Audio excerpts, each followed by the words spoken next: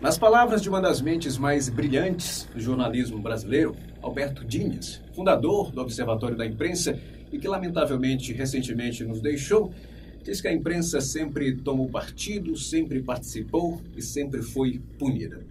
Nunca havia conspirado. Então veio 64. Desgraçadamente, foi extremamente relevante para o golpe e a ditadura. E ainda, segundo Dines, os anos de chumbo não podem ser separados dos anos de chumbo quente. Uma tragédia para ser sentida. Pela força de uma data redonda, em 2014, as lembranças de um capítulo cinza de nossa história e das garantias suspensas completou 50 anos. Seus contemporâneos relembraram suas amarguras e os novos entendem que a história não se apaga. Prolifere minhas ideias e não serás importunado por minha sigla. Imprensa e ditadura é o tema da nossa conversa com a história da história do rádio piauiense, Joel Silva. Joel, muito obrigado pela disponibilidade. Sou eu quem agradece pela chance de estar aqui junto a uma escola tão importante para a comunicação. Abordando a relação imprensa e ditadura, nesse caso o tema da nossa conversa, a imprensa falada, o rádio, você como comunicador, você como mediador de assuntos importantes, como foi vivenciar esse capítulo negro da nossa história e o que foi a ditadura militar para você? Em Teresina, 1965, justamente em março de 65, me tornei profissional. E havia já um ano da implantação do regime militar. Quem era principiante naquele período e sem a formação acadêmica, como atualmente, não tinha totalmente noção do que representava tal atitude, né, vivida naquele 31 de março. Mas, no decorrer do tempo, com o cotidiano de quem é um profissional e jovem, e às vezes até atrevido, acaba sentindo par e passo o que realmente você chamou aí dos anos de chumbo da ditadura. Certo, nesse período o governo queria passar uma ideia de progresso, de avanço. Sendo assim, as notícias veiculadas no rádio não poderiam se distinguir dessa intenção do governo, não poderia falar algo diferente disso. É próprio de todo regime de governo. As ditaduras e as democracias também têm o seu controle nos meios de comunicação. Nesse período, muitos jornais foram empastelados, muitos jornais foram destruídos, tiveram suas redações destruídas. E como foi no rádio? Como é que funcionava a censura no rádio, propriamente dito? Toda a programação era previamente analisada e com os cortes, com as manifestações contrárias, com as exclusões, somente depois é que seria liberada. Cada programação tinha que apresentar o seu espelho, isso com 48 horas, 24 horas antes, sob pena de não ser apresentada de qualquer natureza manifestações dos apresentadores, dos redatores. Notícias de doenças, não é? de epidemias, notícias de desastres cujas responsabilidades eram atribuídas à forma de governo, eram impedidas de ser dadas. E isso chegava às redações dos jornais e das rádios com antecedência.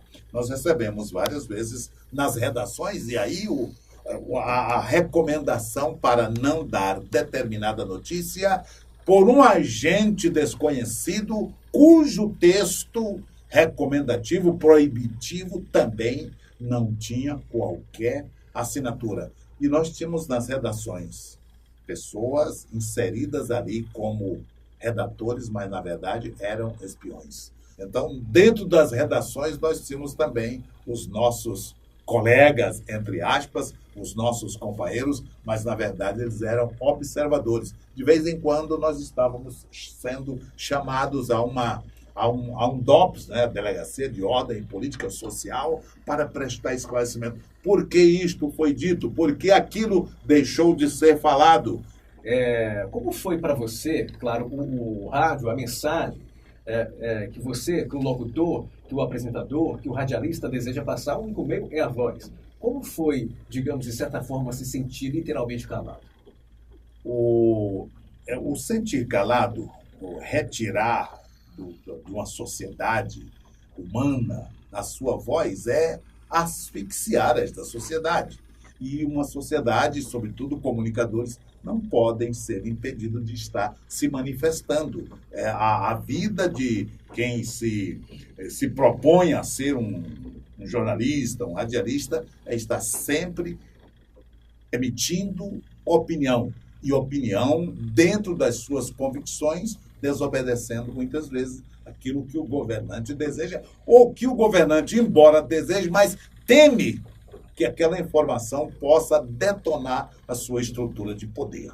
Quando se fala em imprensa e ditadura, normalmente os estudos, as experiências que a gente principalmente vê na academia, é que os relatos sobre a censura, a imposição do regime militar sobre a imprensa, isso ocorria mais, se você fala nos jornais de São Paulo, do Rio, das emissoras de São Paulo, do Rio, e aqui no Piauí. Como foi, você percebeu, já que você vivenciou esse momento da nossa história, como você percebeu o veneno, digamos assim, do regime militar aqui em Teresina? Piauí, embora tenha se destacado por grandes nomes, Carlos Castelo Branco e outros tantos, ainda era um estado, como hoje, pequeno, que sofre influência. Agora, as suas raízes de informação eram podadas.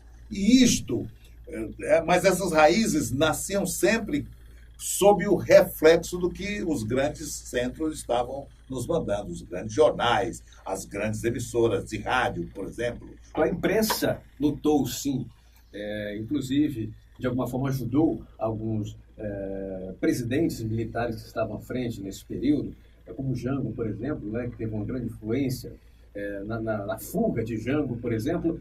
Você acha que a imprensa, por tudo que passou e por tudo que teve que seguir mediante o regime militar, que tipos de reflexo causou na imprensa, na conduta da imprensa atualmente? Nós perdemos a possibilidade, não só do ponto de vista da imprensa, das comunicações, mas lideranças políticas também foram tolhidas e até hoje não tivemos condições de fazer o devido resgate. A imprensa perdeu a sua estrutura, as suas lideranças, a sua soberania. É uma soberania que existe agora crescente, entretanto, sempre com um pé atrás. Nós perdemos a liderança dos comunicadores, nós perdemos a liberdade de construção de lideranças também de natureza política. Certo. Para finalizar a nossa conversa, já que se fala em imprensa e ditadura, de tudo que a imprensa, os meios de comunicação nacional viveram, que mensagem você deixa, por exemplo, hoje, quando se fala em liberdade de imprensa?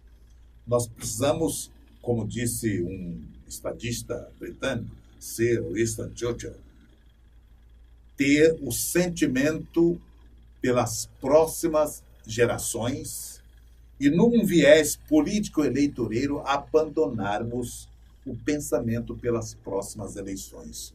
Sem este sentimento de abdicação, né? Nós precisamos estar diante de renúncias e sacrifícios daquilo que poderia nos estar beneficiando hoje para bonificarmos a todos no amanhã que há de vir. Certo. A imprensa tem história. E a história não se apaga. Joel Silva é a história viva da comunicação piauiense. Joel, muitíssimo obrigado pela disponibilidade. Eu agradeço demais.